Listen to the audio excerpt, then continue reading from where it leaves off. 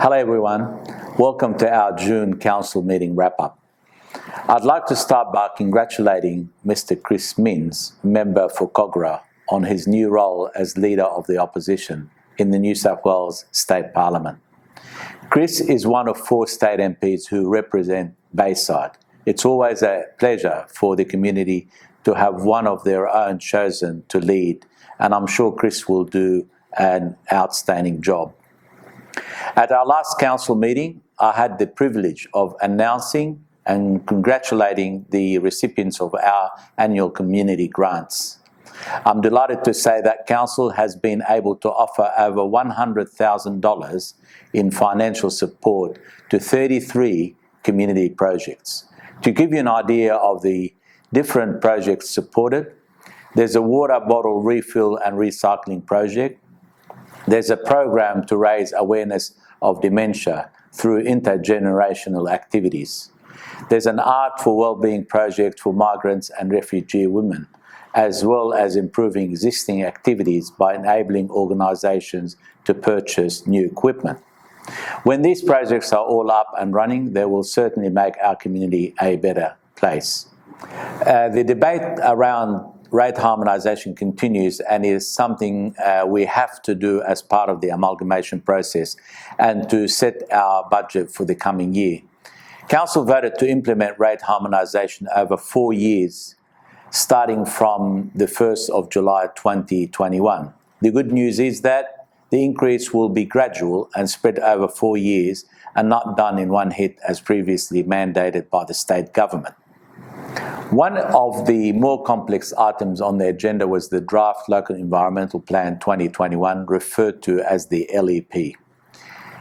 And I feel there was a lot of confusion on the night about what Council's role was. What we were discussing and voting on was whether or not the proposed changes to the Bayside Draft LEP be submitted to the department. This is a very normal step when making changes to our LEP. New South Wales Planning review the proposal, and if they give it the tick of approval, then and only then can Council begin the consultation process with its residents and key stakeholders.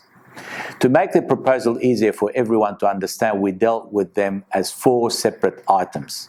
2 of these 4 proposals will now be forwarded to the Department of Planning. If the department gives us the green light, we will then commence full consultation process with the community. After that extensive community consultation, all feedback will be taken into consideration. 2 proposals were refused and will not be progressed at this time.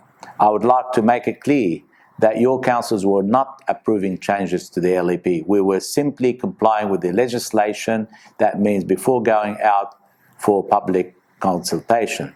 We must first get the tick of approval from the department to say that what is proposed fits within the current legislation, rules and guidelines that govern planning in New South Wales. Council also approved a $300,000 upgrade of the Brighton Baths Athletic Club. We also gave approval to move forward with a development proposal to convert the existing church hall at 5 Bryant Street in Rockdale into a community centre.